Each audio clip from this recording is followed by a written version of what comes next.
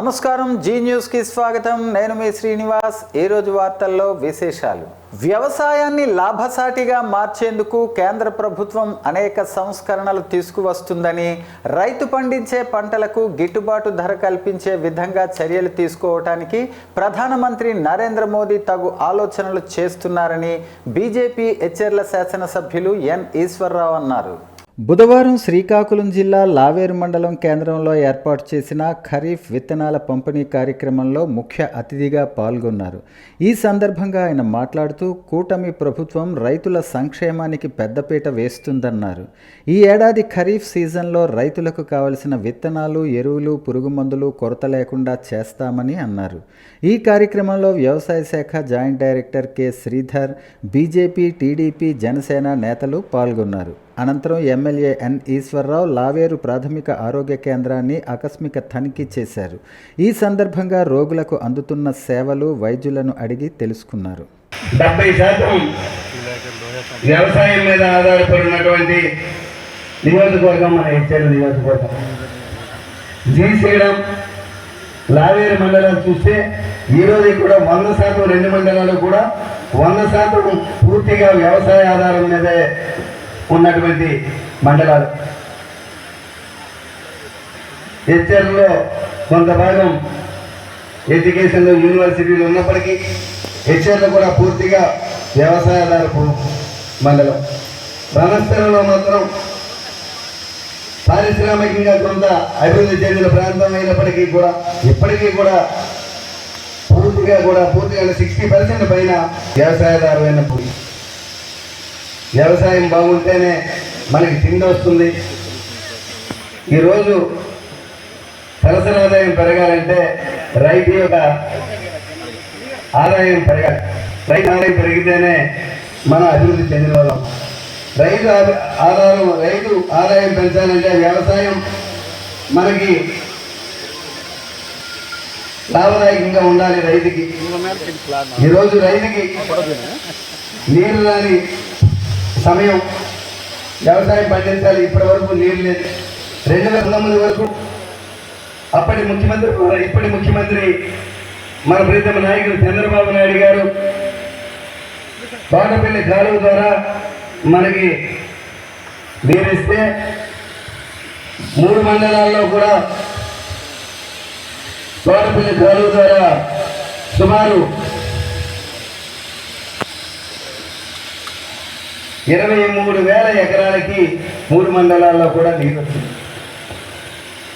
రణస్థలం, లావేరు, జీసిగడం మండలాలతో కలిపి సుమారు 23,000 ఎకరాలకి 24,000 ఎకరాలకి మనకి వ్యవసాయానికి నీరు వచ్చింది. పూర్తిగా పంటలు పండాయి.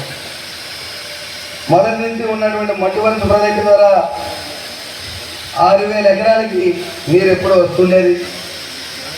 అలాగే హెచ్ఎల్లలో ఉన్నటువంటి నారాయణపురం ప్రాజెక్టు ద్వారా కూడా 6,500 ఎకరాలకి నీరు వచ్చాయి. కానీ మన దురదృష్టం, గత 5 సంవత్సరాలుగా ఈ వైఎస్ఆర్సీపీ ప్రభుత్వం వచ్చినాక ఈ 3 ప్రాజెక్టుల ద్వారా ఒక్క చుక్క నీరు కూడా మన వ్యవసాయానికి అందన పరిస్థితి. రైతులు చాలా బాధపడ్డారు.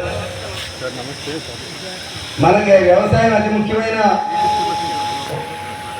మనకి ఆదాయం వనరు. అటువంటిది వ్యవసాయం గుండుపడిపోతే మనిషికి తిండి ఎక్కడ వస్తుంది? ఒక పక్క ఉద్యోగాలు లేవు, వ్యవసాయం లేదు, వ్యాపారాలు లేవు. కక్షిదారుల మధ్య ప్రతికూల పరిస్థితుల నుంచి అనుకూల పరిస్థితులు మార్చగలిగే శక్తి ఒక్క మధ్యవర్తికే సాధ్యపడుతుంది. గౌరవ ఆంధ్రప్రదేశ్ రాష్ట్ర న్యాయ సేవా అధికార సంస్థ వారి ఆదేశం మేరకు శ్రీకాకుళం జిల్లా ప్రధాన న్యాయమూర్తి, అధ్యక్షులు, జిల్లా న్యాయ సేవా అధికార సంస్థ జునైద్ అహ్మద్ మౌలానా, సుప్రీంకోర్టు మధ్యవర్తిత్వం మరియు సంధి ప్రాజెక్ట్ కమిటీ 18/6/2024 నుంచి 22/6/2024 వరకు మధ్యవర్తిత్వ భావన మరియు సాంకేతికతలపై 40 గంటల మధ్యవర్తిత్వ శిక్షణా కార్యక్రమం నిర్వహించారు. మొదట కక్షిదారులు చెప్పేదంతా వినాలి. అప్పుడే వారు పూర్తిగా మీడియేటర్ మధ్య నమ్మకం మొదలవుతుందని, అలా చేయటం వల్ల వీరి మధ్య మంచి సమాచారం అందుతుందన్నారు. వారి యొక్క బాధలు అన్నీ సవివరంగా విని వాటిని విశ్లేషించటానికి మధ్యవర్తికి దోహదపడుతుందని తెలిపి, మధ్యవర్తిత్వ న్యాయవాదులకు పూర్తిగా అర్థమయ్యే విధంగా పవర్ పాయింట్ను ఉపయోగించి తరగతులను తీసుకోవటం జరిగింది. ఈ కార్యక్రమంలో కార్యదర్శి, జిల్లా న్యాయసేవ అధికార సంస్థ మరియు civil judge senior division R Sanyasi Naidu, G Sasidevi senior trainer Tamil Nadu, Sudarshan Sundar senior trainer Tamil Nadu మరియు న్యాయవాదులు పాల్గొన్నారు. యోగా భారతీయ సనాతన సంప్రదాయాల్లో ఒక భాగమని శ్రీకాకుళం జిల్లా ఎచ్చెర్ల శాసనసభ్యులు ఎన్ ఈశ్వర్రావు అన్నారు. యోగాకు అంతర్జాతీయ స్థాయిలో గుర్తింపు, గౌరవం తెచ్చిన ఘనత ప్రధానమంత్రి నరేంద్ర మోదీకి దక్కుతుందని అన్నారు. శనివారం రణస్థలం మండలం నదుకురుటిపాలెంలో జీ న్యూస్తో మాట్లాడుతూ ఈ నెల 21న జరగనున్న అంతర్జాతీయ యోగా దినోత్సవానికి సంబంధించి శ్రీకాకుళం జిల్లా అంతటా ముందస్తు ఏర్పాట్లు జరుగుతున్నాయని అన్నారు. దైనందిన జీవితంలో యోగా ఒక భాగం కావాలని, ఈ దిశగా ప్రధానమంత్రి నరేంద్ర మోదీ సారథ్యంలో కేంద్రంలో ఎన్డీఏ ప్రభుత్వం ఒక పండగ వాతావరణం వలె యోగాను నిర్వహిస్తుందని అన్నారు. ఆరోగ్య భారత్ ఆవిష్కరణకు యోగా ఎంతో దోహదపడుతుందని ఈశ్వర్రావు స్పష్టం చేశారు.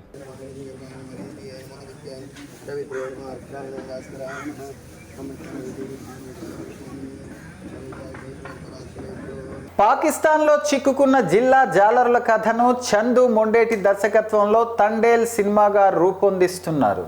ఈ చిత్రానికి సంబంధించి హీరో, హీరోయిన్లు అక్కినేని నాగచైతన్య, సాయి పల్లవులు బుధవారం అరసవల్లి సూర్యనారాయణ స్వామిని దర్శించుకున్నారు. అనంతరం స్థానిక బృందావనం కళ్యాణ మండపంలో అభిమానులకు నాగచైతన్య తనతో ఫోటోలు తీసుకునే అవకాశం కల్పించారు. అరసవల్లి దర్శనానంతరం ఆయన్ను ట్రస్ట్ బోర్డు సభ్యులు మండవిల్లి రవి, తెలుగుదేశం పార్టీ సాంస్కృతిక విభాగం అధ్యక్షులు గుత్తు చిన్నారావులు సత్కరించారు. విలువలతో కూడిన జర్నలిజం కొంకియాన వేణుగోపాల్ సొంతమని జిల్లా సమాచార పౌర సంబంధాల అధికారి డిపిఆర్ఓ కె చెన్నకేశవరావు అన్నారు. ఏపీడబ్ల్యూజేఎఫ్ రాష్ట్ర కార్యదర్శి, ప్రెస్ క్లబ్ అధ్యక్షులు, జై జయం పత్రికా సంపాదకులు కొంకియాన వేణుగోపాల్ జన్మదినం సందర్భంగా నగరంలోని పాత ఎంప్లాయ్మెంట్ ఆఫీస్ వద్ద ఉన్న క్షాతి ఫౌండేషన్ వృద్ధ జనాశ్రమంలో వృద్ధులకు బుధవారం భోజన వితరణ చేశారు. ఈ కార్యక్రమానికి ముఖ్య అతిథిగా హాజరైన చెన్నకేశవరావు మాట్లాడుతూ, వృత్తి ధర్మాన్ని నిర్వహించడంతో పాటు సమాజహిత కార్యక్రమాలు వేణుగోపాల్ చేపట్టడం అభినందనీయమన్నారు.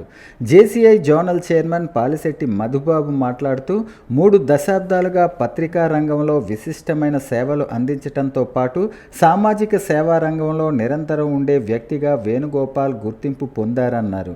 JCI green city president Varalakshmi, పూర్వ అధ్యక్షురాలు మణిశర్మ, గ్రీన్ సిటీ సభ్యురాలు తమ్మినేని ఉషారాణి మాట్లాడుతూ, కళలు, క్రీడలు, మహిళల ఆర్థిక స్వావలంబన కోసం విశిష్టమైన సేవలు కొంకియాన వేణుగోపాల్ అందిస్తున్నారని ప్రశంసించారు.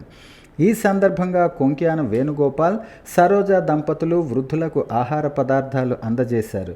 ఈ కార్యక్రమంలో walkers international elect governor Konkiyana Muralidhar, సంఘ సేవకులు పైడి గోపాలరావు, వాకర్స్ క్లబ్ కార్యదర్శి దేవి ప్రసాద్, సీనియర్ పాత్రికేయులు గుహాసంద్, కొర్లాన కొండబాబు, సోషల్ వర్కర్ తేజ తదితరులు పాల్గొన్నారు.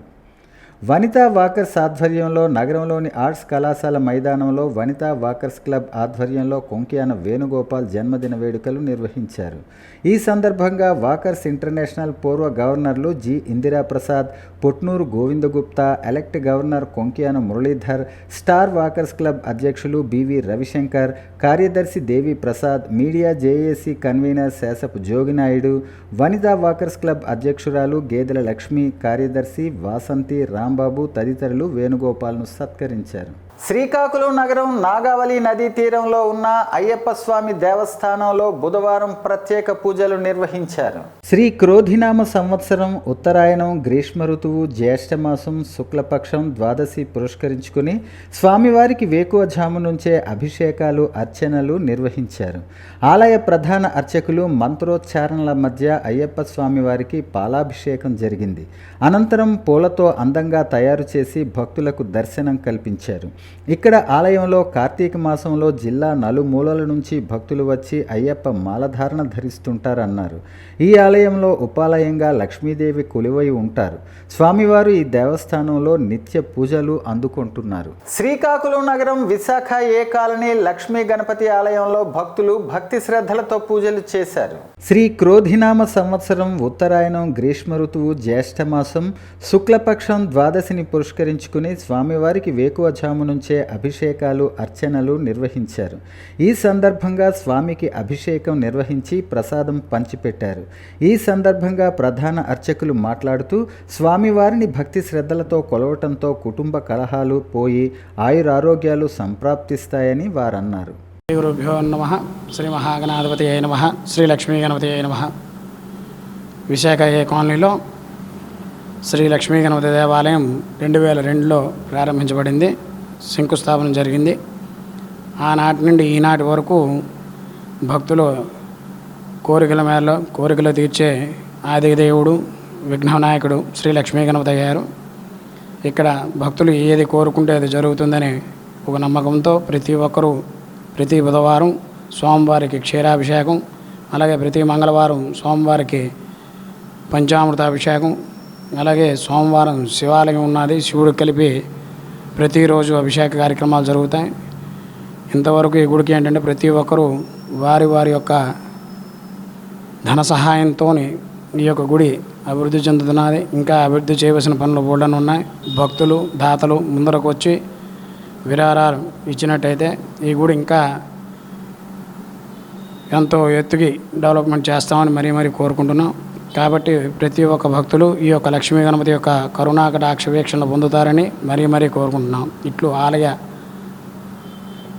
ఆలయ కమిటీ, ఉత్సవ కమిటీ ఆలయ అర్చకులు, ఉత్సవ కమిటీ తరఫున ఈ యొక్క ప్రజలందరూ బాగుండాలి, అందులో మనం ఉండాలనే ఉద్దేశంతో ఈ లక్ష్మీ గణపతి యొక్క అల్లవేళల ఆశీర్వచనాలు ప్రతి ఒక్కరికి ఉండాలని మరీ మనస్ఫూర్తిగా కోరుకుంటూ సెలవు తీసుకుంటున్నాం. వార్తలు సమాప్తం. మళ్ళీ తర్వాత బులెటిన్లో కలుసుకుందాం. అంతవరకు సెలవు. నమస్కారం.